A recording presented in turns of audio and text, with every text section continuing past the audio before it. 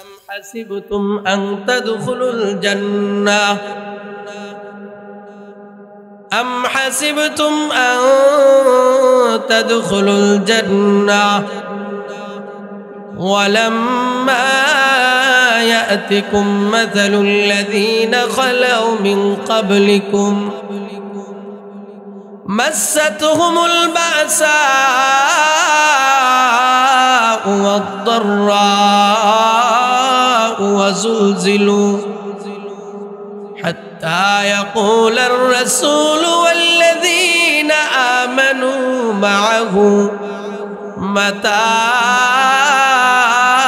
نصر الله ألا إن نصر الله قريب আল্লাহ তাআলা বলতেছেন আম হাসিবতুম এ দুনিয়ার মানুষ তোমরা কি মনে করছো আন তাদখুলুল জান্নাহ যে তোমরা জান্নাতে এমনিতেই ঢুকে যাইবা ওয়ালাম্মা ইয়াতিকুম মাসালুল লাযীনা খালাউ মিন ক্বাবলিকুম তোমাদেরকে আল্লাহ তাআলা অতীতের মানুষের মতো পরীক্ষা করবেন না এটা কি মনে করছো নাকি আল্লাহ তাআলা অতীতের মানুষকে কেমন পরীক্ষা করছেন আল্লাহ বলেন মাসাতুহুমুল বাসা ওয়াদ-দাররা তাদের উপর বিপদ আপদ এমন ভাবে আসছে হাত্তা ইয়াকুলার রাসূল ওয়াল্লাযীনা আমানু মাআ এমন কি আল্লাহর রাসূল এবং সাহাবীরা এক পর্যায়ে বিপদের মধ্যে পইরা বলে মাতা নাসরুল্লাহ আয় আল্লাহ আর সহ্য করতে পারতেছি না সাহায্য কখন আসবে নবী যখন আল্লাহর কাছে কথা বলছে আল্লাহ তাআলা নবীকে জানায় দিলেন আলা ইন্না নাসরাল্লাহি করিব ও নবী আপনি টেনশন করবেন না নিশ্চয় যারা বিপদে পড়ে ধৈর্য ধারণ করে তাদের জন্য আমার সাহায্য অতি নিকটে এ বাবা আল্লাহ তাআলা বুঝা গেল নবীদেরকেও পরীক্ষা করছে কি করছে না আপনাদের কষ্ট হইতেছে না একটু তাহলে বলেন পরীক্ষা কি শুধু আমাদের না আগের মানুষেরও হয়েছে হ্যাঁ বাবা আমরা আর কি পরীক্ষা দেই আল্লাহর নবী হাদিসে বলছেন আশাদ্দুন নাসি বালাআন আল আম্বিয়া আল্লাহ তাআলা সবচাইতে কঠিন পরীক্ষা করছেন নবীদেরকে ওই পরীক্ষায় নবীরা 100 থেকে 100 পায়া পাস করছে প্রত্যেকটা নবীকে আল্লাহ তাআলা পরীক্ষা করছে ইব্রাহিমকে আল্লাহ আগুনে ফেলায় পরীক্ষা করছে না ইতিহাস আপনারা জানেন আমরা তো যদি আল্লাহর জন্য আগুনে বর্মু দূরের থাকি তো ঠান্ডা পানি দেখলে তো ফজরের নামাজ ছাইরা দিই কি কোন ঠিক কি ঠিক না আর ইব্রাহিম আগুনে পড়ছে নির্দ্বিধায় না কোনো ভয় করছে যখন আগুনে ফেলবে জিবরাইল আইসা কয় ইব্রাহিম একটু বলো না তোমাকে একটু সাহায্য করি ইব্রাহিম আলাইহিস সালাম কি বলছেন তুমি কেন সাহায্য করবা আগুনে পড়তেছি কার জন্য আপনারা ঘুমাইছেন নাকি জোরে কোন কার জন্য আগুনে পড়তেছি আল্লাহর জন্য আর সাহায্য তুমি কেন করবা যে আল্লাহর জন্য আগুনে পড়তেছি উনি কি দেখে না জিবরাইল বলে অবশ্যই তো দেখে ইব্রাহিম মুচকি হেসে বলে তাইলে টেনশনের কোনো কারণ নাই যদি সাহায্য করতে হয় উনিই করবে আর উনি যদি আমাকে আগুনে ফালায়া খুশি হয় আমি ইব্রাহিম আগুনে পুইরাই খুশি আছি সুবহানাল্লাহর আস্তে কয়েন এই বাবা কতটুকু শক্ত কথা বলছেন কি কঠিন পরীক্ষা দিবেন এমন পরীক্ষার সময় দৃঢ় থাকা এটা কি সহজ না কঠিন যেমন কঠিন পরীক্ষা দিবেন আল্লাহ প্রতিদানটাও এমন বড় দিবেন আপনি আর আমি কুফির মধ্যে একটু আঙ্গুল দিলে ফুইরা সারখার হয়ে যাবে আর যে আগুন দীর্ঘদিন পর্যন্ত শক্ত লাকড়ি দিয়া জ্বালানো হয়েছে ওই আগুনের মধ্যে যখন ইব্রাহিমকে ফালাইছে আল্লাহ তাআলা পরীক্ষার প্রতিদান দিয়া দিছে কেমনে? আল্লাহ বলেন কুলনা ইয়া নারু কুনি বারদাও ওয়া সালামান আলা ইব্রাহিম। আল্লাহ তাআলা বলে দিলেন আগুন আমার বন্ধু ইব্রাহিম পরীক্ষা দিতে গিয়া আগুনের মধ্যে পড়তেছে, সাবধান আমার বন্ধু পরীক্ষায় 100 থেকে 100 পাইছে, এখন তাকে পুরস্কার দেওয়ার পালা, কেমনে পুরস্কার দিব? আল্লাহ বলেন ইয়া নার, হে আগুন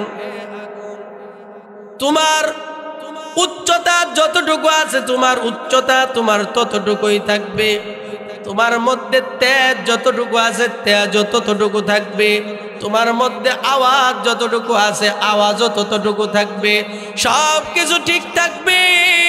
তবে মাঝখান দিয়ে আমি আল্লাহ আদেশ করে দিলাম কুনি বারদাও ওয়া সালামান আলা ইব্রাহিম, তুমি আমার ইব্রাহিমের জন্য আরামদায়ক ঠান্ডা হয়ে যাও। খালি ঠান্ডা কইছে না, বুঝছেন বুঝছেন, আল্লাহ কইছে না ঠান্ডা হয়ে যাও, কি বলছে? আরামদায়ক ঠান্ডা। ওয়াজ বুঝছেন? কি ঠান্ডা?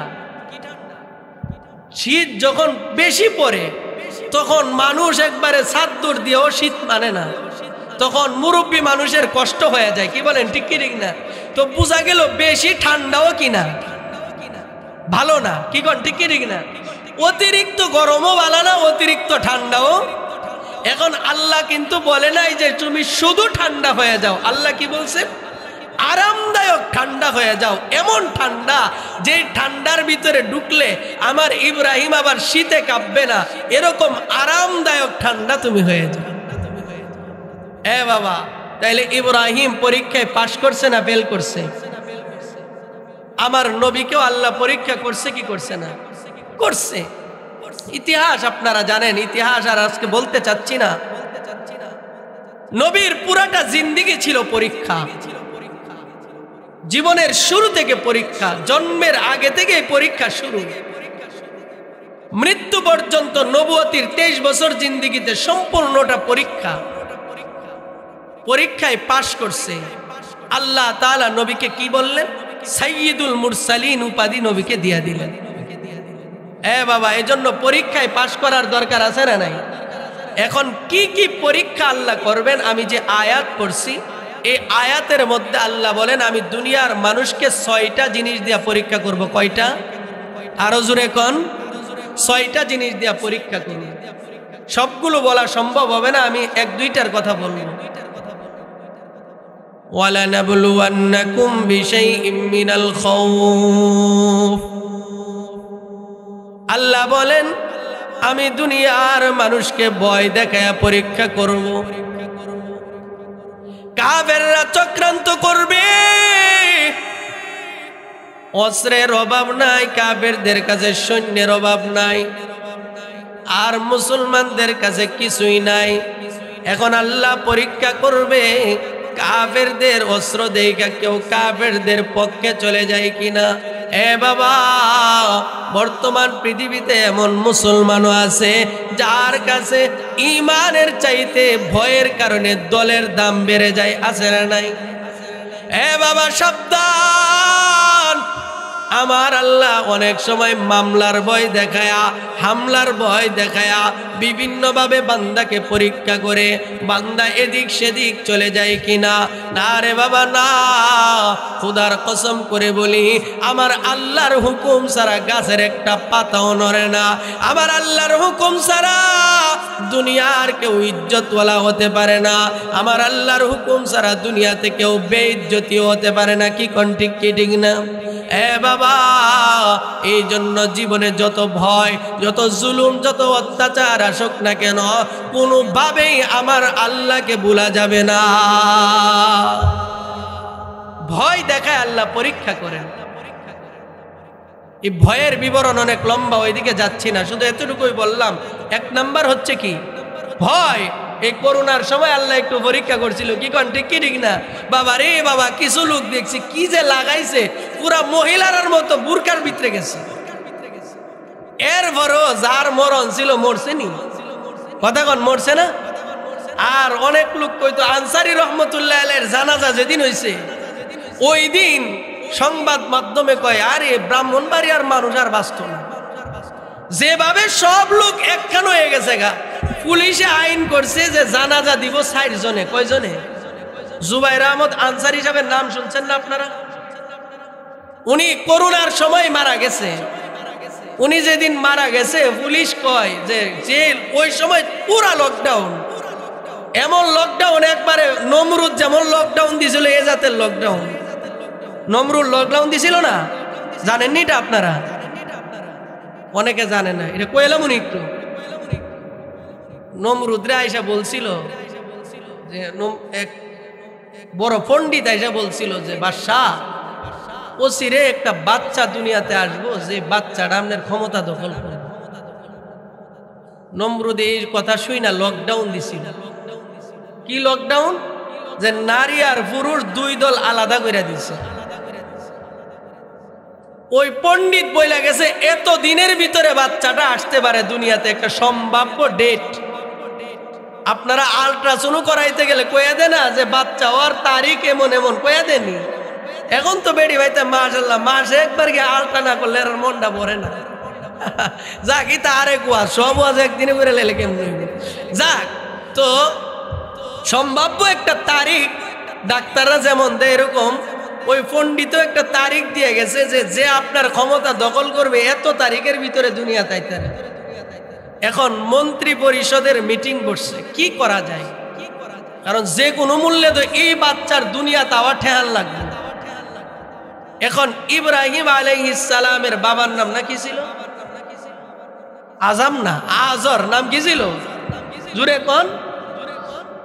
আজর মন্ত্রী। উনি বলতেছে একটা কাজ করেন, এর যে একটা তারিখ দিছে এই তারিখ পর্যন্ত আপনার এলাকায় আপনার রাষ্ট্রে যত নারী আর পুরুষ আছে সবাই আলাদা করে দেন, যাতে একজনের লোকে আরেকজনের কোনো দেহা হয় না।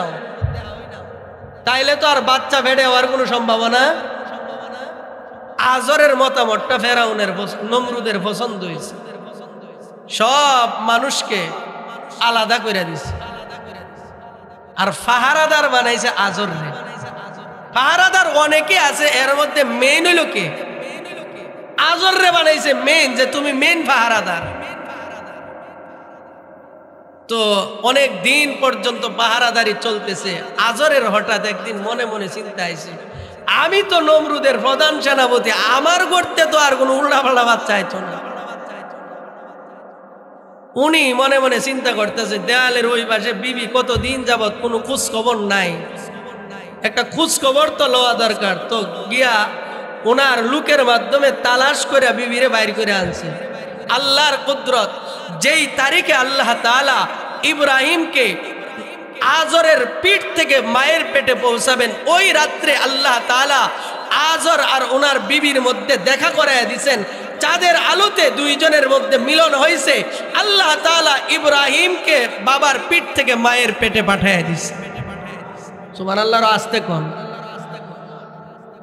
পরের দিন সকালবেলা পণ্ডিত আবার দৌড়ায় কয়, বাদশা কাম তো হয়ে গেছে। কি যেই বাচ্চা আপনার রাজত্ব দখল করার কথা এত বাবার পিঠ থেকে মায়ের পেটে চলে গেছে। বাদশার মাথা নরম না গরম? বাদশাহ আজররে ডাক দিছে, প্রধান সেনাপতি। কিও এ কি কয়? আজর কইতে আবুল তাবুল কয়, এমন কিচ্ছু না, কারণ পাহারাদার তো আমি খেয়াল করে দেখছি এমন কোনো ঘটনা ঘটে নাই। সুবহানাল্লাহ কইতেন না? আমরার দেশে একটা কথা কয়, বেড়াই কি খা খেত খা বেড়াই। তাহলে জেরে পাহারাদার বানাইছে আল্লাহ তাআলা, তার মাধ্যমে ইব্রাহিমকে দুনিয়াতে পাঠাইছে। সুবহানাল্লাহ জোরে কইতেন না? হ্যাঁ বাবা, এই জন্য দুনিয়ার কেউ মারতেও পারে না, বাঁচাইতেও পারে না। আমার আল্লাহ যদি কিছু করতে চান ওইটা কেউ আটকাইতে। এই ইব্রাহিম পরবর্তীতে নমরুদের ক্ষমতা দখল করছে কিনা? কেমন শয়তানের শয়তান! ইব্রাহিম যখন আগুন থেকে উঠছে তখন নমরুদে কয় তোমার আল্লাহ তো তোমার আগুনের তে বাঁচায় দিল, এখন আর তোমার লগে কোনো ঝগড়া নাই, ডাইরেক্ট আল্লাহর লগে। নাউজুবিল্লাহ, আর আসতে কয় ডাইরেক্ট কার লগে? এতক্ষণে গিয়া জাগা তার দিছে, কথা কন ঠিক কিনা? ডাইরেক্ট আল্লাহর লগে ঝগড়া। কি অনেক উঁচা দেওয়াল তৈরি করে ওইখান থেকে তীর মারছে, আল্লাহরে মাইরা ফেলাইল। নাউজুবিল্লাহ, জুরে কোন না। আল্লাহ তাআলাও কি করলেন, ওই তীরের মধ্যে একটু মাছের রক্ত লাগাই দিছে। জমিনে যখন তীরটা ফেরত আসছে, নমরুদ কয় দিছি, সাইরা দিছে, সাইরা দিছে, আল্লাহরে সাইরা দিছে। নমরুদ কয় শেষ, আল্লাহ শেষ। আল্লাহ কয় শেষ, দাঁড়া। ইব্রাহিম আলাইহিস সালাম কয় না, আল্লাহ শেষ না, আল্লাহ যেমন আছে তেমনই আছে। তখন নমরুদ কয় যদি আল্লাহ থাইকা দেয় তাইলে তোমার আল্লাহর লগে সরাসরি যুদ্ধ হইব, একটা ডেট নির্ধারণ করো। লম্বা ইতিহাস, ডেট নির্ধারণ হয়েছে, আল্লাহর লগে ঝগড়া হইব, মাঠ নির্ধারণ হয়েছে। নমরুদ তার সব সৈন্য নিয়ে, তরবারি নিয়ে একবারে রেডি হয়ে দাঁড়ায় রয়েছে যে আল্লাহর বাহিনী যেমন আইব গুলির লগে লগে ফায়ার, সবাই অস্ত্র নিয়ে দাঁড়ায় রয়েছে। ইব্রাহিম একটা কুনায় গিয়া, মাঠের কুনায় গিয়ে একবার আরামসে দাঁড়ায় ঠ্যাং লড়াইতেছে। যখন সময় হয়েছে, নমরুদে ডাক দিয়ে কয় এই ইব্রাহিম, তোমার আল্লাহর বাহিনী কই? সময় তো হয়ে গেল। ইব্রাহিম আলাইহিস সালাম বুক ভরা সাহস নিয়ে কই টেনশন করো না, যে আল্লাহর লগে যুদ্ধ হয়ে আল্লাহ সময় হইলে বাহিনী ঠিকই পাঠাইবে। সুবহানাল্লাহ কইতেন না? আল্লাহ তাআলা কি ফায়সালা করলেন যে নমরুদের মতো লোকের কাছে যদি আমি ফেরেশতা দিয়া যুদ্ধ করুন লাগে, তাইলে এটা আমার প্রেস্টিজের খেলাফ। আল্লাহ কোনো বাহিনী পাঠালেন না, ফেরেশতা পাঠালেন না, ট্যাঙ্ক কামান কিচ্ছু পাঠালেন না। পাঠাইছে কি? এও আল্লাহ তাআলা বালা মুসাড়া দিয়া ফেরাউনরে মারছে না, কোনটা দিয়ে মারছে? ল্যাংরাডা দিয়া। ইতিহাস আপনারা জানেন, মশা এই ল্যাংরাডা এটা পিছনে ছিল, পিছনে দলের পিছনে। মশা যখন আসছে, নমরুদের বাহিনী কয় নমরুদরে কি আছে, বাদশাহ সাহেব এখন তো গুল্লি দিয়া কাম হইতো না, মশারে গুল্লি করলে লাগবো নি, এখন অন্য কোনো অস্ত্র আনতে হবে। কি অস্ত্র? নমরুদ কয় আগুন জ্বালা, আগুন জ্বালাইলে মশা। কিন্তু আল্লাহর কুদরত, এটা কি দুনিয়ার সাধারণ মশা? এটা কে বাড়াইছে? এটা আগুন জ্বালাইলো আয়া কামড় মারে। আর এখন এরা থারপা থারপি লাগাইছে, অস্ত্র ফালায় খালি এদিকে থারপা মারে, ওইদিকে থারপা মারে। এইভাবে যখন অবস্থা খারাপ দেখছে, অস্ত্র ফালায় শব্দ, নমরুদ দৌড়। এই যে নমরুদ দৌড় দিছে, ওই পিছনের মশাটা দেখে নমরুদ আইতেছে। তাফসীরের কিতাবে লেখে আল্লাহর কাছে তখন মশাটা অনুমতি চাইছে যে আল্লাহ, নমরুদরে আমি ধর্মনি। আল্লাহ অনুমতি দেওয়ার পরে নমরুদরে মশা গিয়ে আক্রমণ করছে। সুবহানাল্লাহ, রজুরে কন না। বাবা, এই যে আল্লাহ তাআলা নমরুদকে মারলেন ল্যাংরা মশা দিয়ে, আল্লাহ বুঝাইলেন আমার লগে বেড়াগিরি করলে কোনো বাহিনী লাগতো না, মশা হই যথেষ্ট। কি কন ঠিক কি ঠিক না? বাবা, আল্লাহ যদি কাউকে বাঁচাইতে চায় তাকে কেউ মারতে, আর আল্লাহ যদি মারে এই গ্লাভস টাভসে কোনো কাজ হইতো না, মরার বিকল্প নাই। কি বলেন ঠিক কি ঠিক না? তো আল্লাহ বলেন আমি মানুষকে ভয় দিয়া পরীক্ষা করব, দেখবো সে ভয় পায় করেটা কি। কিছু আল্লাহর বান্দা কিন্তু ছিল নামাজ ছাইরা দিছিল, করুণা আছে না নাই? বাবা, ভয় পায় আল্লাহকে বলা চলবে না। লগে একজনে দাঁড়ালে একটু দূরে দাঁড়া। কিও বাবা, আল্লাহ যদি এর মাধ্যমে তোমারে করুণা ঢুকাইতেছে, আল্লাহ কি ডাইরেক্ট ঢুকানোর ক্ষমতা নাই? রাত্রে তুমি যখন ঘুমাও, না তুলা দিয়া ঘুমাও। বাবা, একটা সেলা যদি আল্লাহ নাক দিয়া ঢুকায় মাথাত পাড়াইয়া দেয়, বেড়াগিরি শেষ। ডাক্তাররা বলে মাথার মগজের মধ্যে হাজার হাজার রগ আছে, একটা চিকন রগ যদি একটু শুকায়া যায় মানুষটা শেষ। বাবারে, আল্লাহ যদি একটা রগের পানি একটু শুকায়া দেয়, তাইলে তোমার জিন্দিগি বাদ, বেড়াগিরি কিসের? এজন্য আল্লাহ তাআলা ভয় দেখায় পরীক্ষা করেন। যতই ভয় আসুক না কেন, দুনিয়ার সব কিছু ছাড়া যাবে, আল্লাহকে ছাড়া। এক নাম্বার। দুই নাম্বার পরীক্ষার বিষয় ওয়াল জু।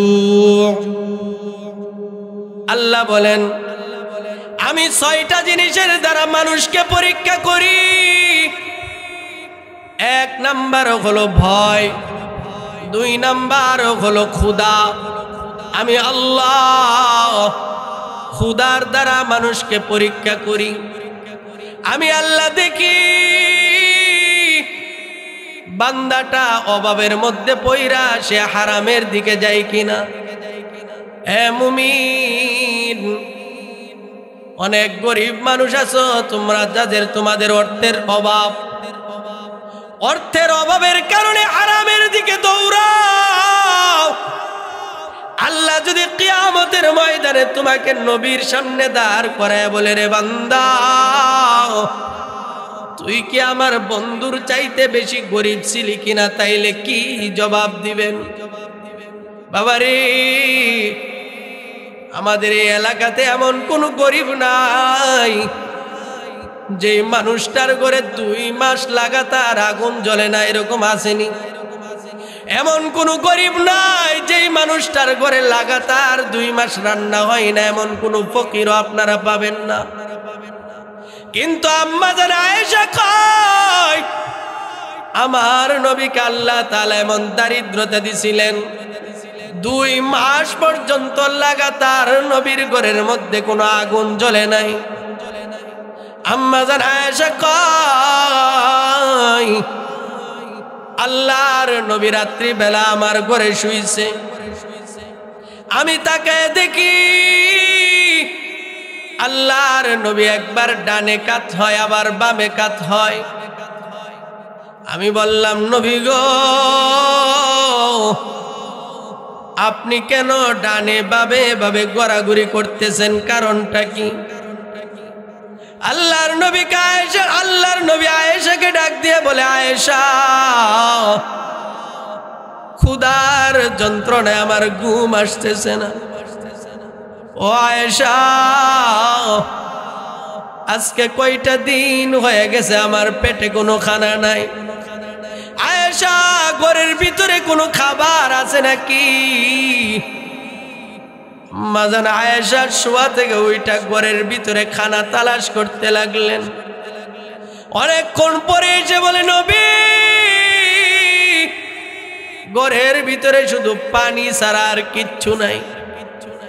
ও বাবা, এর মানে কি বুঝলেন? শুধু নবী উপাস না, আয়েশা উপাস। কথা কন না। ও পর্দার আড়ালের মা, আজকে একদিন তোমার স্বামীর বাজার এদিক সেদিক হইলে তুমি রাগ করো, অথচ নবীর বিবি ঘরে খাবার নাই, জীবনে কোনোদিন কিছু বলে নাই। হযরত আলী, নবীর মেয়ের জামাই, আলী কয়, ফাতেমা যত জীবন বেঁচে ছিল, যত জীবন ফাতেমার সাথে আমার সংসার হয়েছে, ফাতেমা জীবনে কোনোদিন আমার কাছে কিছু দাবি করে নাই, চাই নাই। আর আমার দেশের মা বোনদের এমন অবস্থা, একটু পান থেকে চুন খসলে তাদের মাথা গরম হয়ে যায়। মা আপনার পায়ে ধরে বলে যায়, একটা পুরুষ সকাল থেকে সন্ধ্যা পর্যন্ত মেহনত করে নিজের জন্য না, পরিবারের জন্য। কথা কন না কেন? সারাদিন ব্যবসা করে সকাল 7টা বাজে ঘর থেকে বের হয়, রাত্রের 10টা বাজে দোকান থেকে আসে, সকাল 7টা বাজে মাটি কাটায় বের হয়, দুপুর বেলায় মাটি কাইটা আসে। মাটি কাটতে কাটতে মাথা ব্যথা হয়ে গেছে, রিক্সার প্যাডেল মারতে মারতে পা গুলো ব্যথা হয়ে গেছে। নিজের জন্য করে না, পরিবারের জন্য করে। একটা পুরুষ তার জীবনের সবটুকু সময় তার পরিবারের পিছনে ব্যয় করে, আর তুমি একটু কিছু হলেই যে তোমার স্বামীকে গালি দিয়া দাও। খোদার কসম করে বলি, যেই মহিলার উপর তার স্বামী অসন্তুষ্ট থাকে, ওই মহিলার কোনো ইবাদত আল্লাহর কাছে কবুল হয় না। এ বাবা, বয়ান আমার শেষের দিকে, শেষ কথাটা খেয়াল করে শুনবেন। আল্লাহর নবী শুধু নিজে উপাস না, ঘরের ভিতরে আয়েশাও কিন্তু উপাস। শুধু তা না, আম্মা জান আয়েশা কয়, আমাদের ঘরে রাত্রি বেলায় যে কুফি জ্বালাবো, একটু তেলও ছিল না। কুফি চিনেননি আপনারা? এ বাবা, আম্মা জান আয়েশা কয়, রাত্র যখন হইতো কুফি জ্বালানোর মতো তেল ঘরের ভিতরে, অন্ধকারের ভিতরে বইসা থাকতাম। যখন নবীজি ঘরের ভিতরে আসতো, নবীর চেহারার মধ্যে আল্লাহ তো আলো দিয়েছেন, নবী যখন কোনো রাস্তা দিয়ে চলতো, নবীর চেহারার আলোতে রাস্তাটা আলোকিত হয়ে যাইত। আম্মা জান আয়েশা কয়, আমি রাত্রিবেলা যখন অন্ধকারে বইসা থাকতাম, নবী যখন আমার ঘরের ভিতরে আসতো, নবীর চেহারার আলো দিয়ে আমি আমার কাজগুলি করতাম। ও বাবা, এর দ্বারা কি বুঝলেন? নবীর ফ্যামিলিতে ক্ষুধার কষ্ট ছিল কি ছিল না? বাবারে, এরপরও নবীজি আল্লাহর গোলামি কতটুকু করছেন। আম্মা জান আয়েশা কয়, আল্লাহর নবী সারা রাত্র দাঁড়ায় দাঁড়ায় নামাজ পড়ে। আম্মা জান আয়েশা কয়, নবী গো, আপনার জীবনের আগে পরের সব গুনাহ তো আল্লাহ মাফ করে দিয়েছেন, এরপরও কেন সারা রাত্র আপনি দাঁড়ায় থাকেন? আল্লাহর নবী কয়, আফালা আকুনা আবদান শাকুরা। আয়েশা, আমি কি আল্লাহর শুকর গুজার বান্দা হব না নাকি? আমি আমার মালিকের শুকরিয়া আদায় করতে গিয়া সারা রাত্র নামাজে দাঁড়ায় থাকি। এ বাবা, নবী পেটে পাথর বাঁধছে, নবী ক্ষুধার কারণে কষ্ট করছে, এরপরও যদি শুকরিয়ার নামাজ সারা রাত্র দাঁড়ায় আদায় করে, তাইলে আমাকে আপনাকে আল্লাহ পাক এত সুখে রাখলেন, এত নিয়ামত দান করলেন, আমাদের আল্লাহর গোলামি কতটুকু করা দরকার? ও বাবা, আজকে সকাল থেকে এই রাত্র পর্যন্ত আমার আল্লাহর কত নিয়ামত ভোগ করলেন, কত ভালো ভালো খানা খাইলেন, কত ভালো পোশাক পরলেন, কত আনন্দে দিনটা কাটাইলেন। বাবারে, একটা বার একটু চিন্তা করেন, সারাদিনে আল্লাহকে আপনি কি দিলেন? এখানে এমন কপাল পুরা মুসলমান আছে, আজকে সারাটা দিন গেছে, একটা ওয়াক্ত নামাজও পড়ে নাই। ও বাবা, আমার আল্লাহ যদি নারাজ হয়ে আপনাকে অসুস্থ বানায় দিতেন, আল্লাহ পারতেন কি পারতেন না? বাবারে, আল্লাহ সুস্থতার নিয়ামত দিছেন, আল্লাহ খাওয়াইতেছেন, আল্লাহ পালতেছেন, আল্লাহ সব করতেছেন। আপনার পাশের বাড়ির লোকটা অনেক গরিব, আল্লাহ আপনাকে সম্পদ দিলেন, এত নিয়ামত দিলেন, এত নিয়ামত পায়াও আল্লাহর একটু ইবাদত আপনি করলেন না। এটার জবাব আল্লাহর কাছে দেওয়া লাগবে কি লাগবে না? এ বাবা, এই জন্য পায়ে ধরে বলি, যাদেরকে আল্লাহ নিয়ামত দিয়েছেন, একটু আল্লাহর গোলামি করেন, আল্লাহর ইবাদতে নিজেকে একটু মনোনিবেশ করেন। যারা আল্লাহর ইবাদতে লাইগা যায়, তাদের সম্পদ কিন্তু কমে না, আরো বাড়ায়া দেয়। কি বলেন, ঠিক কি ঠিক না? এ বাবা, এই জন্য আল্লাহর ইবাদত করার দরকার আছে না নাই? ক্ষুধা দিয়ে আল্লাহ পরীক্ষা করবে, অভাব দিয়া পরীক্ষায় বইরা কি হারাম খাওন যাইব? কথা কন না? আজকে তো ঘরের ভিতরে প্রত্যেক ঘরে ঘরে হারাম ঢুকে গেছে। কি বলেন, ঠিক কি ঠিক না? মুসলমানের ঘরে ঘরে হারাম। গাড়ি কিনতেন যাবেন, কিস্তি আছে না নাই? ওই দিন কিস্তির বয়ান করছে, পরে এক লোক নাকি কি কইতেছে, হুজুরে খালি কিস্তি কিস্তি জবে কিস্তি। আসলে যার গাও আছে এর তো চলবো। কথা কন, ঠিক কি ঠিক না? গাউলার যদি না জ্বলে বুঝা গেল মলমিটা ভালা না, ডেটও বার হয়ে গেছে। কি কন, ঠিক কি ঠিক না?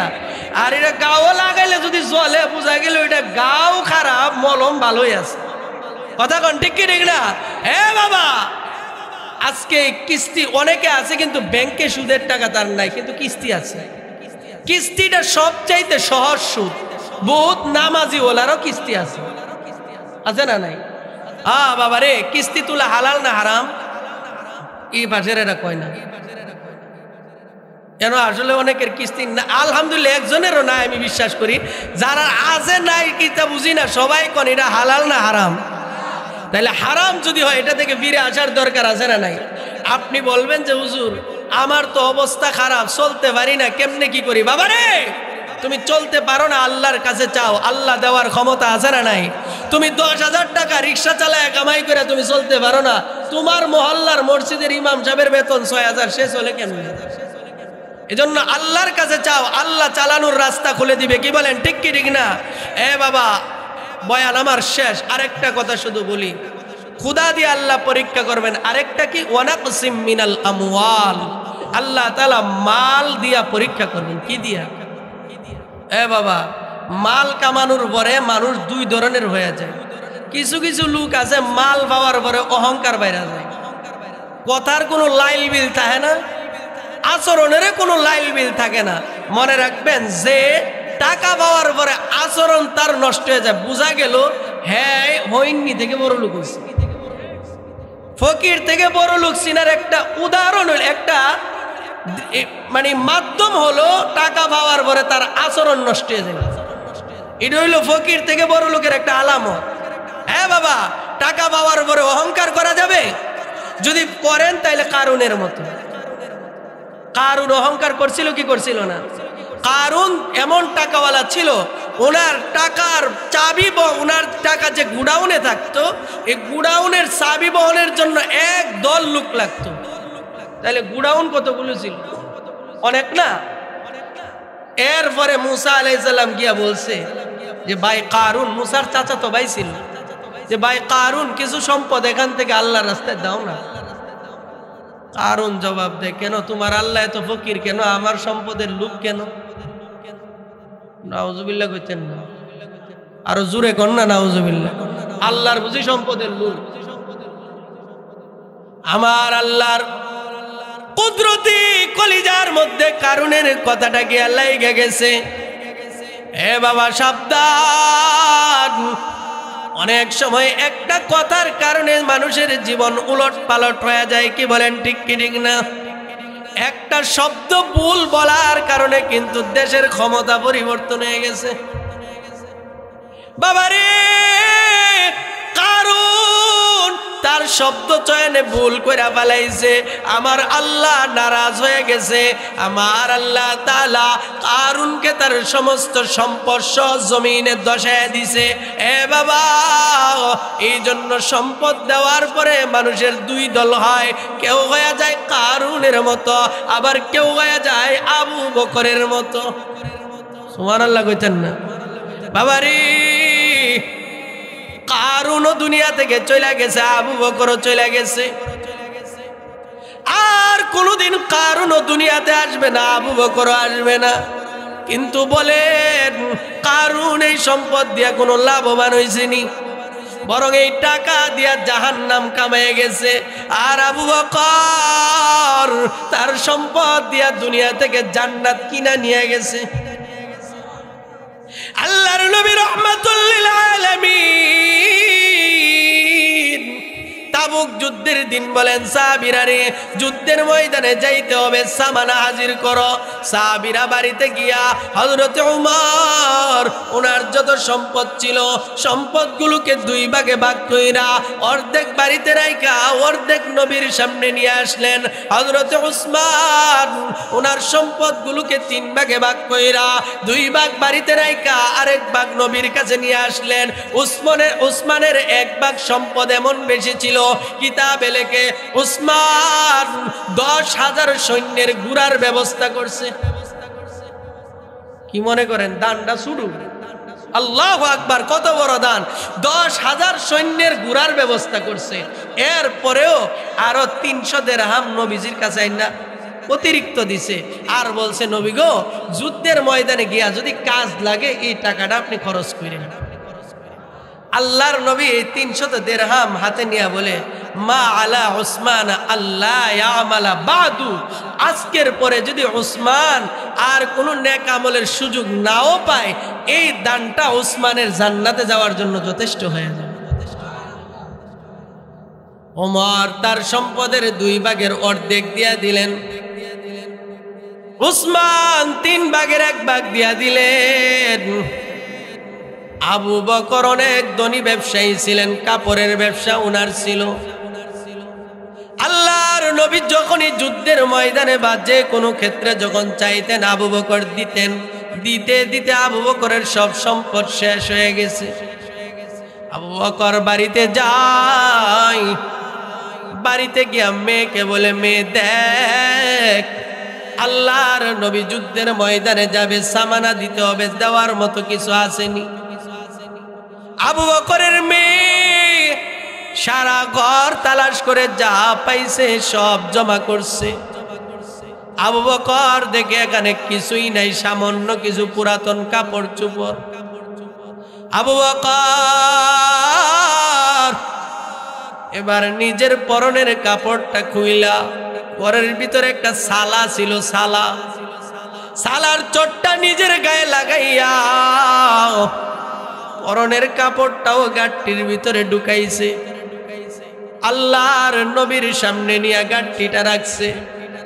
আবু বকর লজ্জায় এক কোনায় বৈশা বৈশা কান্না করতেছে আর বলতেছে, আল্লাহ, আজকে ওমর দান কইরা আমার আগে চইলা গেল, উসমান আমার আগে চইলা গেল রে মালিক, আমার কাছে দেওয়ার কোনো ক্ষমতা নাই, কিচ্ছু নাই, আমি কি দিব? এই দুঃখে আবু বকর কোনায় বসে বসে কান্দে। আমার আল্লাহ আবু বকরের চোখের পানি কবুল কইরা ফেলাইছে।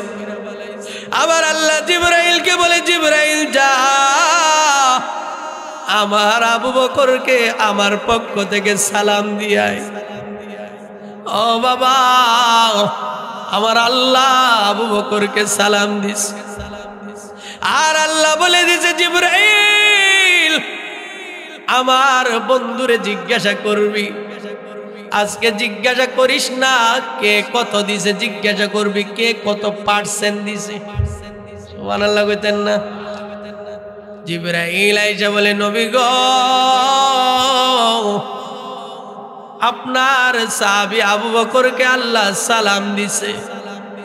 আর আল্লাহ বলছে, আপনার সাহাবীদেরকে জিজ্ঞাসা করার জন্য কে কত পার্সেন্ট দিছে। আল্লাহর নবী সবাইকে ডাকলেন।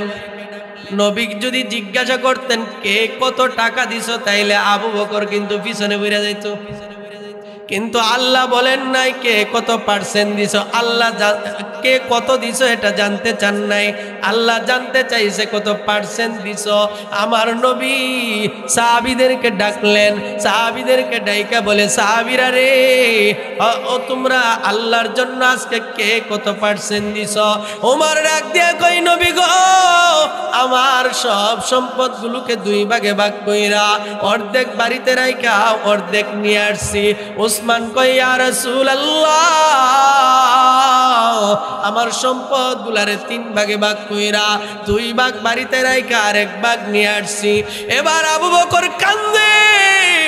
আর নবীর সামনে আইসা যখন দাঁড়াইছে, আল্লাহর নবী বলে, আবু বকর তুমি কত পার্সেন্ট দিছো? আবু বকর চোখের পানি ছেড়ে দিয়ে বলে, নবী গো, আমি কোনো পার্সেন্ট নাই, আমার ঘরে দেওয়ার মতো কিছুই নাই, আমার ঘরে শুধু আল্লাহর রাসূলকে রেখে আসছি, এছাড়া ঘরের ভিতরে যা ছিল সব আমি আমার গাট্টির ভিতরে ঢুকায় দিছি। ও বাবা, আমার আল্লাহ তাআলা ওমরের দানের চাইতে, উসমানের দানের চাইতে আবু বকরের দানের মর্যাদা আল্লাহ বাড়ায় দিয়েছেন।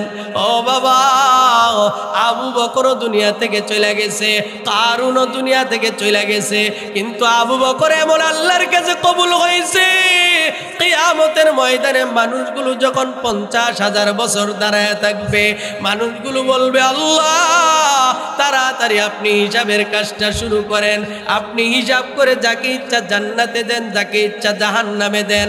এরপরও আর দাঁড়ায় থাকতে পারতেছি না বাবারি। আল্লাহ বলবেন না, আল্লাহর প্রচন্ড রাগ থাকবে। আল্লাহ বলবেন, হিসাব যদি আমি দেখতে চাই, আমার রাগ আরো বেড়ে যাবে। আমার বান্দা দুনিয়াতে যেই পরিমাণ নাফরমানি করছে, এবার ফেরেশতারা আবু বকরের আমল নামাটাকে আল্লাহর কাছে সবার আগে নিয়ে দিবে। আমার আল্লাহ আবু বকরের আমল নামাটা যখন দেখবেন, আল্লাহ তাআলার যত রাগ আছে সব রাগ ঠান্ডা হয়ে যাবে। ও বাবা, এই জন্য হাত জোর করে অনুরোধ করি রে বাবা, সকাল বেলার ফকির, বিকাল বেলার ধনী, আবার বিকাল বেলার ধনী সকাল বেলার ফকির। টাকা পয়সা এগুলো হাতের ময়লা, আজ আছে কাল নাও থাকতে পারে, কি বলেন ঠিক কি ঠিক না? তবে বাবা, যাদের কাছে আছে একটু আল্লাহর জন্য যদি বিলীন করে দেন, কিতাবে লেখে দান যারা করে তাদের 2টা পুরস্কার। কয়টা? জুরে কন্যা। قال رسول الله صلى الله عليه وسلم الصدقة لا تطفئ غضب الرب وتدفع তাতাসসু আল্লাহর নবী কয় যারা দান করে তাদের দুইটা পুরস্কার। এক নাম্বার লা তুতফিউ গযবার রব্বি, এই দানের দ্বারা আমার আল্লাহ ওই বান্দার উপর যদি কোনো কারণে রাগ করে থাকে আমার আল্লাহর রাগটা ঠান্ডা হয়ে যায়। সুবহানাল্লাহ কইতেন না? দুই নাম্বার পুরস্কার ওয়াতাদফাউ মিতাতাসসু, যারা দান করে এই দানের উসিলায় আল্লাহ অপমৃত্যু থেকে বাঁচায় রাখে। খারাপ মৃত্যু আল্লাহ দেয় না, কোন গুনার আসরে তার মরণ হবে না, কোন নাপাক হালতে তার মরণ হবে না।